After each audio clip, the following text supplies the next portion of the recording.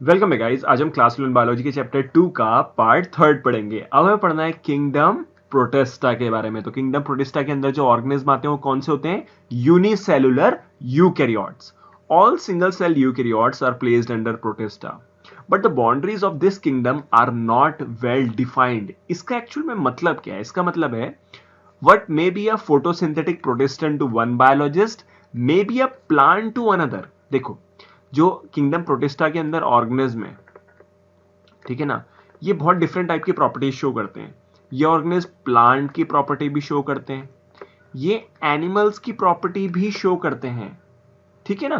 तो यहां पे क्या होगा, एक बायोलॉजिस्ट को तो लगेगा कि ये प्रोटिस्टन है, बट लेकिन एक बायोलॉजिस्ट को लगेगा कि ये ऑर्गेनिज्म प्लांट है, क्योंकि ये प्लांट की प्रॉपर्टीज भी शो करता है।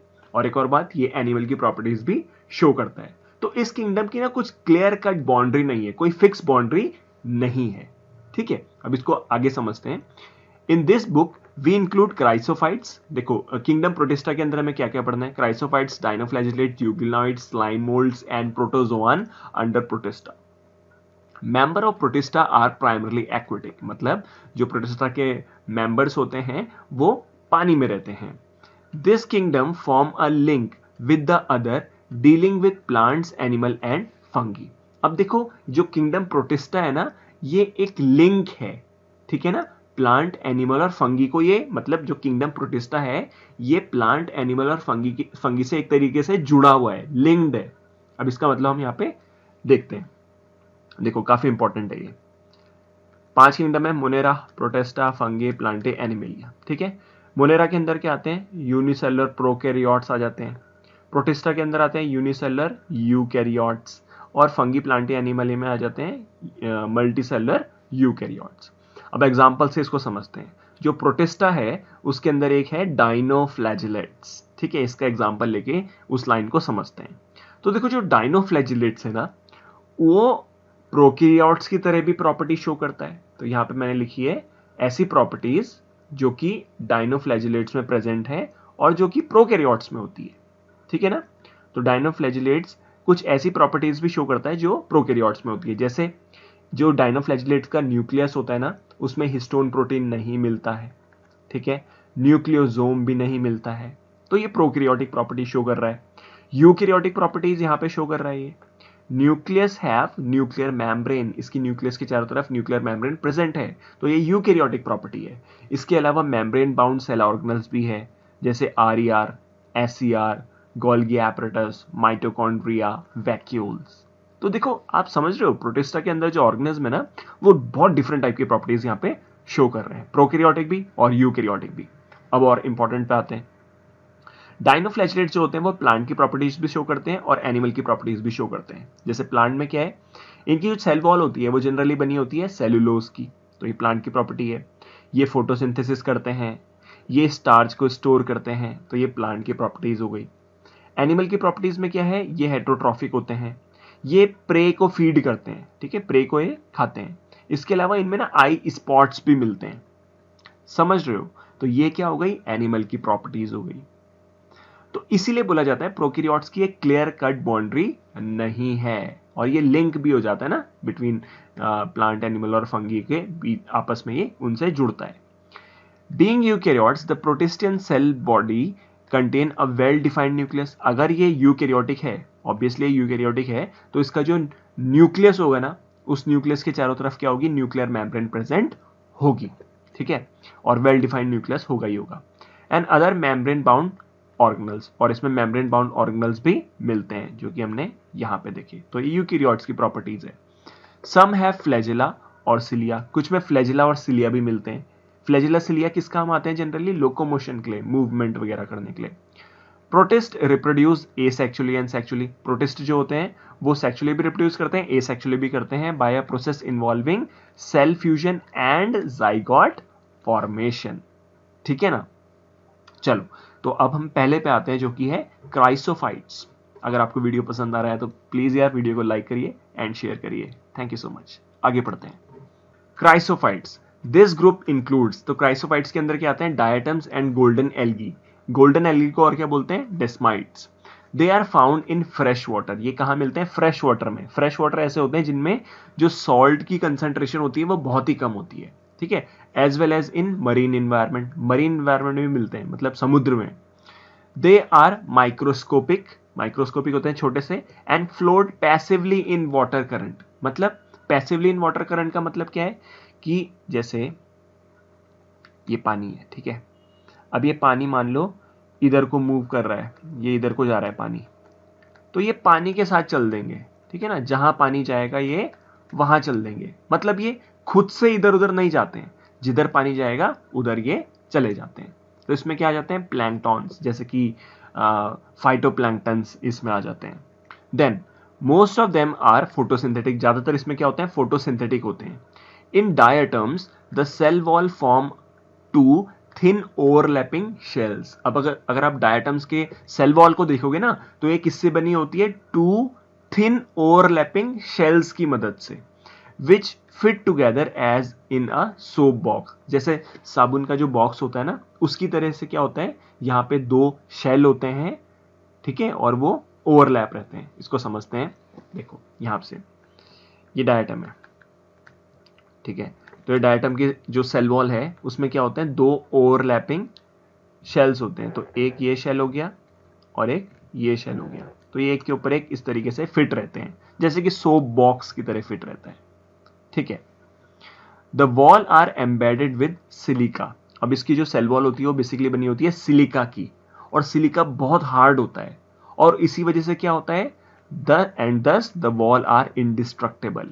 अब इसको समझते हैं फटाफट। डायटम्स की जो सेल वॉल होती है वो किस चीज की बनी होती है? दो थिन ओवरलैपिंग शेल से बनी हुई होती है। तो एक शेल ये हो गया, दूसरा ये है, तो ओवरलैपिंग शेल हो गए, एक दूसरे पे ओवरलैप कर रहे हैं, जैसे कि सोप बॉक्स की तरह। दूसरा यहाँ पे पॉइंट क्या है कि ये जो वॉल है ये बेसिकली किस चीज की बनी होती है? सिलिका की बनी हुई होती है, और सिलिका बहुत हार्ड होता है। इसी वजह से ये जो डायटम्स की सेल वॉल होती है वो इंडिस्ट्रक्टेबल होती है, मतलब वो ब्रेक नहीं हो सकती है। Thus, diatoms have left behind large amount of cell wall deposit in their habitat. अब इसको समझो ना, देखो जैसे ये किसी एक पानी में है, यहाँ पे इतना सारा पानी है, ठीक है। इस पानी में यहाँ डायटम्स है बहुत सारे। अब डायटम्स की जो सेल वॉल होती है वो इंडिस्ट्रक्टेबल है, वो ब्रेक नहीं होती है, वो टूटती नहीं है, ठीक है ना, खत्म नहीं होती वो। अब डायटम्स तो मर जाएंगे, बट डायटम्स की जो सेल वॉल है वो तो यहाँ पे वैसी ही रहेगी ना, ऐसे जैसे मैं सोप बॉक्स की तरह बना देता हूँ। समझ रहे हो ना? डायटम्स तो खत्म हो गए, बट लेकिन उनकी सेल वॉल यहीं पे पड़ी रहती है तभी भी, क्योंकि वो ब्रेक नहीं होती है। तो क्या होगा इससे? This accumulation over billion of years is referred to as diatomaceous earth. अब कई सालों बाद, मतलब कई सालों तक क्या होगा, यहाँ पे बहुत सारी सेल वॉल जो है डायटम्स की वो जमा हो जाएगी, और ऐसे ढेर सा लग जाता है पूरा ना, समझ रहे हो? ऐसे बना देता हूँ मैं फटाफट से ना, ऐसे ढेर सा लग जाता है किसका? उनका डायटम्स की सेल वॉल का, क्योंकि वो ब्रेक तो हो नहीं रही है।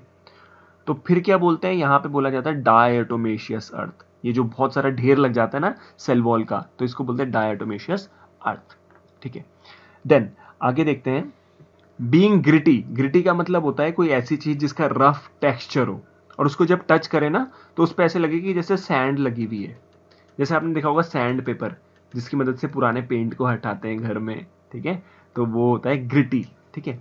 तो being gritty, this soil is used in polishing. तो वो सॉइल जहाँ पे ये डायटोमेशियस अर्थ हो रखी है, जहाँ पे डायटम्स रहते हैं ना, वहाँ पे जो सॉइल है वो ग्रिटी रहती है, तो उसको पॉलिशिंग के लिए यूज होता है।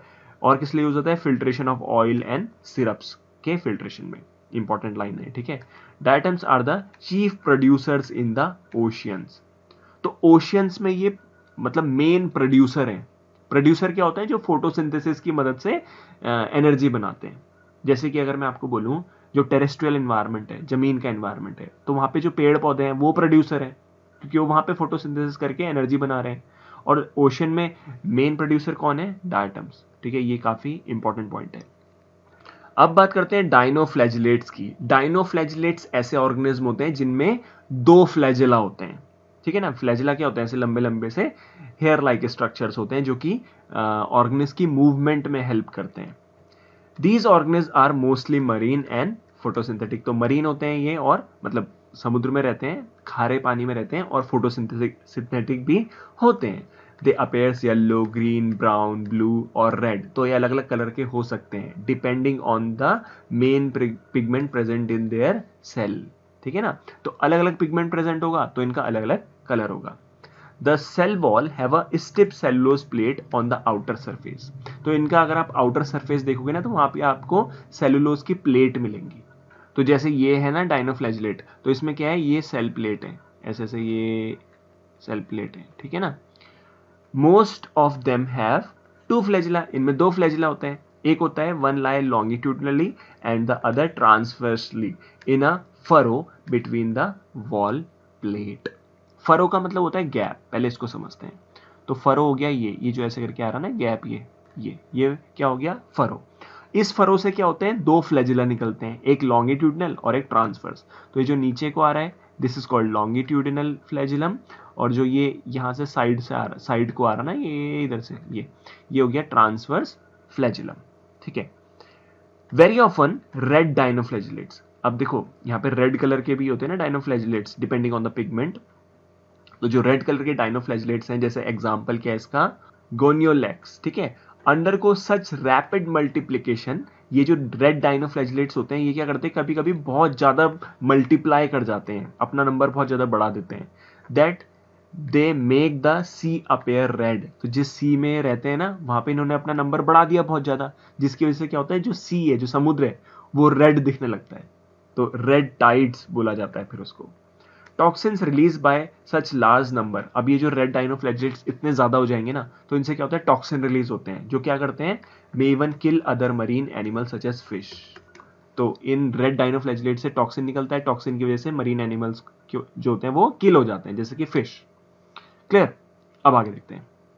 बीच बीच में ना यार मुझे रिक्वेस्ट करनी पड़ती है, प्लीज चैनल को, वो क्या बोलते हैं उसको, चैनल को सब्सक्राइब नहीं किया तो प्लीज यार चैनल को सब्सक्राइब कर लीजिए, और वीडियो अगर पसंद आ रहा है तो लाइक करिए। ठीक है, अगर पसंद नहीं आ रहा तो उसमें कोई दिक्कत नहीं है यार, बट अगर पसंद आ रहा है तो प्लीज लाइक करिए और कमेंट भी करिए। ये बीच बीच में मुझे इसलिए बोलना पड़ता है अब क्योंकि पहले मैं बोलता ही नहीं था, अब बोलता नहीं था तो यार बच्चे लाइक ही नहीं करते थे। ठीक है ना, तो प्लीज इससे ना काफी यार मोटिवेशन मिलता है जब एक लाइक आता है। तो रिक्वेस्ट है आपसे, प्लीज लाइक करिए अगर पसंद आ रहा है वीडियो। शुरू करते हैं यूग्लिनॉइड्स पे। Majority of them are fresh water organism. Euglenoids में जो मेजोरिटी ऑफ ऑर्गेनिज्म है वो कैसे होते हैं, फ्रेश वाटर में रहते हैं। फ्रेश वाटर मतलब जहां पे नमक कम होता है। फाउंड इन स्टेगनेंट वाटर, और कहां पे मिलते हैं, स्टेगनेंट वाटर में मिलते हैं। स्टेगनेंट मतलब रुका हुआ पानी। ठीक है, फ्रेश और रुका हुआ पानी। Instead of a cell wall, they have a protein rich layer called पेलिसल। इनमें सेल वॉल नहीं होती, इनमें एक प्रोटीन रिच लेयर होती है जिसे बोलते हैं pellicle, which make their body flexible. और इस पेलिसल की वजह से जो इनकी बॉडी रहती है वो काफी ज्यादा फ्लेक्सिबल रहती है। तो यहाँ पे ये पेलिसल होता है, आउटर जो कवरिंग है। दे हैव टू फ्लैजिला, दो फ्लैजिला होते हैं इनमें, a short and a long flagella. ठीक है, तो एक शॉर्ट और एक लॉन्ग आपको दिख ही रहा है यहाँ पे। Though they are photosynthetic in the presence of sunlight. अगर सनलाइट है तो भाई ये फोटोसिंथेसिस करेंगे। व्हेन डिप्राइव ऑफ सनलाइट, अगर सनलाइट नहीं है तो दे बिहेव लाइक हेटरोट्रॉप्स, ये हेटरोट्रॉप्स की तरह बिहेव करेंगे। By predating on other small animals, ये छोटे एनिमल ऑर्गेनिज को, सॉरी एनिमल बोल दिया मैंने, स्मॉल ऑर्गेनिज को प्रीडेट करते हैं, मतलब उनको खाते हैं। Interestingly, the pigment of euglenoid are identical to those present in higher plants. तो जो euglenoid के pigments होते हैं ना, पिगमेंट मतलब ऐसे पिगमेंट्स मतलब जो कलर देते हैं। ठीक है, तो यूग्लिनॉइड के अंदर ऐसे पिगमेंट्स होते हैं जो कि सिमिलर होते हैं हायर प्लांट्स की तरह। तो आप यहाँ पे देख रहे हो इसकी प्रॉपर्टीज प्लांट से भी मिल रही है। तो ये अभी हमने शुरू में देखा था। इसका एग्जाम्पल क्या हो गया, यूग्लिना। ठीक है, ये है वो यूग्लिना। अब बात करते हैं स्लाइम मोल्ड्स की। Slime moulds are saprophytic protist. Saprophytic कौन से होते हैं, जो डेड और डिकेइंग मैटर को खाते हैं। ठीक है, the body moves along decaying twigs. अब डिकेइंग ट्विग्स क्या होता है, ट्विग्स होता है मतलब जो टहनी होती है ना, पेड़ की टहनी, जब वो सड़ रही होती है तो उसको बोलते हैं डिकेइंग ट्विग्स। और लीव्स, ठीक है, जो लीव्स भी सड़ रहे होते हैं। इनगल्फिंग ऑर्गेनिक मटेरियल, तो क्या इसको, इससे हम क्या समझ रहे हैं कि जो स्लाइम मोल्ड होता है वो सेप्रोफिटिक है। सेप्रोफिटिक मतलब जो डेड और डिकेइंग मैटर से अपना खाना लेता है। तो यहाँ पे डेड और डिकेइंग मैटर क्या है, ट्विग्स, जैसे टहनियां हो गई, जैसे पत्ते हो गए, वो जब सड़ते हैं ना तो उससे ही अपना खाना लेते हैं, ऑर्गेनिक मटेरियल उससे लेते हैं। Under suitable condition they form an aggregate called plasmodium. अब ये चीजें समझना, ठीक है। जैसे इनको सुटेबल कंडीशन मिलती है, सुटेबल कंडीशन मतलब आसपास का एनवायरनमेंट काफी सही है, तो उस टाइम पे क्या बनाते हैं, एग्रीगेट बनाते हैं। एग्रीगेट मतलब आपस में जमा होकर क्या बनाते हैं, एक स्ट्रक्चर जिसे बोलते हैं प्लाज्मोडियम, विच में grow and spread over several feets. तो कई फीट्स तक ये प्लाज्मोडियम ग्रो कर सकता है। फिर से बोल रहा हूं मैं, स्लाइम मोल्ड्स जब सुटेबल कंडीशन उनको मिलेगी ना, तो वो एग्रीगेट बनाते हैं। एग्रीगेट बनाते हैं मतलब वो क्या बनाते हैं, प्लाज्मोडियम एक स्ट्रक्चर बनाते हैं। और ये प्लाज्मोडियम बहुत ज्यादा ग्रो करता है, बहुत ज्यादा स्प्रेड करता है, मतलब सेवरल फीट्स तक ग्रो कर जाता है। अब during unfavourable condition, favourable condition में तो प्लाज्मोडियम बन गया, बट अनफेवरेबल कंडीशन में क्या होगा, द प्लाज्मोडियम डिफरेंशिएट्स, प्लाज्मोडियम में डेवलपमेंट होगा एंड फॉर्म फ्रूटिंग बॉडीज। तो प्लाज्मोडियम क्या बना देगा, फ्रूटिंग बॉडीज बना देगा, bearing spores eight there tips. और इस फ्रूटिंग बॉडीज के ऊपर क्या बनने लगेंगे, स्पोर्स बनने लगेंगे। ठीक है, अब इस कहानी को जो हमने यहाँ पे पढ़ी ना, उसको इस डायग्राम की मदद से फटाफट समझ लेते हैं। तो सबसे पहले ये है प्लाज्मोडियम। ठीक है, प्लाज्मोडियम कब बनता है, जब फेवरेबल कंडीशन होती है। ठीक है, तो ये है प्लाज्मोडियम का स्ट्रक्चर। प्लाज्मोडियम में अब क्या हुआ, आसपास अनफेवरेबल कंडीशन हो गई, ये हमने देखा। जैसी अनफेवरेबल कंडीशन होगी तो यहाँ पे एक फ्रूटिंग बॉडी बन जाएगी। तो ये क्या हो गई, ये स्ट्रक्चर क्या है, फ्रूटिंग बॉडी हो गया। ठीक है, और इस फ्रूटिंग बॉडी में क्या बनने लग जाती है, स्पोर्स बनने लग जाती है। ठीक है, अब समझना इसको। फ्रूटिंग बॉडी में क्या होगा, मियोसिस होगा। क्या होगा, मियोसिस। और मियोसिस से यहाँ पे क्या बनेंगे, हैप्लॉइड स्पोर्स। तो ये हैं हैप्लॉइड स्पोर्स। फिर हैप्लॉइड स्पोर्स यहाँ पे बाद में क्या करेंगे, डेवलप होके क्या बना देंगे, गैमेट्स बना देंगे। गैमेट्स फर्टिलाइज करेंगे। ठीक है, यहाँ पे फर्टिलाइजेशन होगा, जाइगोट बनेगा एंड देन फिर यहाँ पे क्या बन जाएगा, प्लाज्मोडियम। तो ये एक लाइफ साइकिल हमने क्विकली देखी। ठीक है, ओके, आगे देखते हैं। The spores possess true wall. अब ये जो स्पोर्स होते हैं ना, इनमें क्या होती है, अच्छी खासी वॉल बनी हुई रहती है। ठीक है, और वॉल बनने से क्या होता है, जो ये स्पोर्स रहती है ना, they are extremely resistance and survive for many years. तो समझ रहे हो ना, जो यहाँ पे स्पोर्स बनते हैं ये एक्सट्रीमली रेजिस्टेंट होते हैं, मतलब ये ब्रेक नहीं होते, ये खराब नहीं होते, और ये कई सालों तक सर्वाइव कर सकते हैं, क्योंकि इनके ऊपर वॉल बनी है। इवन अंडर एडवर्स कंडीशन, और मान लो कुछ एडवर्स कंडीशन आ गई, मुश्किल कंडीशन आ गई, तब भी ये जो स्पोर्स होते हैं इनको कोई प्रॉब्लम नहीं होती है। The spores are dispersed by air current. अब ये जो स्पोर्स होते हैं ना, ये कैसे डिस्पर्स होते हैं हवा में, एयर करंट की मदद से। हवा आती है और इन स्पोर्स को लेके जाती है। क्लियर। और ये है भाई, ये यहाँ पे छुप गया थोड़ा सा, ये क्या है, स्लाइम मोल्ड। ऐसा दिखता है स्लाइम मोल्ड। चलो अब आगे देखें। ओके, अब बात करते हैं प्रोटोजोआंस की। All protozoans are heterotrophs. ये हेट्रोट्रॉप्स होते हैं। ठीक है, and live as a predator. ये प्रीडेटर की तरह भी रहते हैं। ठीक है, प्रीडेटर की तरह मतलब रहते हैं, मतलब ये दूसरे ऑर्गेनिज्म को खाते हैं। ठीक है, और पैरासिटिक की तरह भी रहते हैं, मतलब दूसरे की बॉडी में रह के उससे न्यूट्रिशन लेते हैं। समझ रहे हो ना, प्रीडेशन का मतलब होता है कि किसी दूसरे ऑर्गेनिज्म को खा जाना। ठीक है, और पैरासाइट का मतलब होता है कि किसी दूसरे ऑर्गेनिज्म की बॉडी के अंदर रह के या बॉडी के ऊपर रह के उससे न्यूट्रिशन लेना। They are believe to be primitive relative of animals. ऐसा माना जाता है कि ये एनिमल्स के बहुत पुराने रिश्तेदार हैं। अब ऐसा क्यों बोला, ऐसा इसलिए बोला क्योंकि जो प्रोटोजोआंस होते हैं ना, उनमें क्या होती है, सिमिलैरिटीज होती है एनिमल की तरह। जैसे कि प्रोटोजोआन क्या होते हैं, हेट्रोट्रॉफिक होते हैं। ठीक है, और ये ability to move via locomotory organ. जो प्रोटोजोआन होते हैं ना, उनमें लोकोमोटरी ऑर्गन होते हैं। लोकोमोटरी ऑर्गन मतलब जिनकी मदद से कोई मूव कर सकता है, तो प्रोटोजोआन भी मूव कर सकते हैं। ठीक है, there are 4 major groups of protozoan. तो प्रोटोजोआन के 4 मेजर ग्रुप है।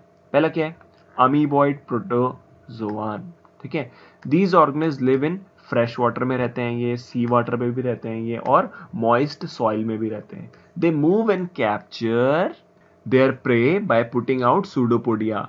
ठीक है, एज इन अमीबा। तो ये जो प्रोटोजोआन होते हैं ये क्या बनाते हैं, यहाँ पे सूडोपोडिया बनाते हैं, जैसे कि अमीबा बनाता है। इसको फटाफट देख लेते हैं, ऐसे स्ट्रक्चर है। ठीक है, ये ऐसे करके ये क्या होते हैं, ये सूडोपोडिया होते हैं। ठीक है, तो यहाँ पे जैसे कोई प्रे है तो उसको खाने के लिए क्या करते हैं, ये इस तरीके से स्ट्रक्चर बनाते हैं जिसको बोलते हैं सूडोपोडिया, और इसकी मदद से प्रे को खा जाते हैं। ठीक है। Marine form have silica shell on their surface. अब जो मरीन फॉर्म होती है इनकी, उनके ऊपर क्या रहता है? सिलिका शेल रहता है। Some of them such as entamoeba are parasitic. तो इनमें एक एग्जांपल है एंट अमीबा का। ठीक है, वो पैरासिटिक होते हैं, मतलब वो हमारी बॉडी के अंदर भी रहते हैं। ठीक है ना, और बीमारी करते हैं ये।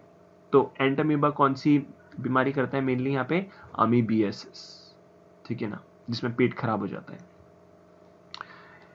आगे बढ़ते हैं। आगे क्या दिया है? इसमें दिया है फ्लैजिलेटेड प्रोटोजोआन। फ्लैजिलेटेड नाम से पता चल रहा है इनमें फ्लैजिला होगा। The members of this group are either free living और पैरासिटिक। देखो ये जो मेंबर्स, मतलब फ्लैजिलेटेड प्रोटोजोआन्स होते हैं, इनके जो मेंबर्स होते हैं ना, ये हो सकता है फ्री लिविंग हो। फ्री लिविंग का मतलब है ये किसी और पे डिपेंड नहीं है। ठीक है ना, किसी और पे डिपेंड नहीं है, मतलब किसी दूसरे की बॉडी के अंदर नहीं रहते। और पैरासिटिक भी होते हैं, मतलब ये दूसरे की बॉडी के अंदर रहते भी हैं। तो कुछ फ्री लिविंग होते हैं, कुछ पैरासिटिक होते हैं। They have flagella. The parasitic form causes disease. Parasitic form क्या डिजीज करता है? Such as sleeping sickness. कौन सी बीमारी होगी? Sleeping sickness. इसमें क्या होता है? जॉइंट पेन होता है, बिहेवियरल चेंज होता है, कंफ्यूजन हो जाता है इसमें। फिर धीरे धीरे फिर क्या होता है? फीवर भी आता है, हेडेक भी आता है इसमें। एग्जाम्पल है ट्रिपाइनोजोमा। तो ट्रिपाइनोजोमा जो होता है ये क्या करता है? Sleeping sickness. फिर आता है ciliated protozoan. These are aquatic. ठीक है। एक्टिवली मूविंग ऑर्गेनिज्म, ये एक्टिवली मूव करता है, इधर से उधर भागता रहता है। Because of the presence of thousands of cilia. इस पे क्या रहते हैं? बहुत सारे सिलिया रहते हैं, तो सिलिया की मदद से आसानी से इधर उधर मूव करता है। They have a cavity. Cavity मतलब खाली स्पेस। ठीक है, इनमें क्या होती है? खाली स्पेस होता है, ये कैविटी होती है, जिसे बोलते हैं gullet, that opens to the outside of the cell surface. अब इसको थोड़ा सा हम ऊपर डायग्राम में देखते हैं। तो देखो ये है सिलिएटेड प्रोटोजोआन, इसमें ये सिलिया प्रेजेंट है, चारों तरफ सिलिया है इसके। और ये है गलेट। ठीक है, तो गलेट क्या है? ये ऐसे कैविटी होती है इसमें। ठीक है, तो एक्चुअल में होता क्या है कि यहाँ से ना पानी ऐसे आता है और पानी अंदर आ जाता है, और पानी अपने साथ क्या लेके आता है? फूड वगैरह को लेके आता है गलेट में। The coordinated movement of rose of cilia. ठीक है, अब देखो वहां पे बहुत सारी सिलिया प्रेजेंट है उस रास्ते में जहां से पानी अंदर आ रहा था। तो वहां पे सिलिया क्या करता है? सिलिया क्या करता है? पानी की मूवमेंट को अंदर कराता है। Causes the water laden with food to be steered into the gullet. समझ रहे हो ना?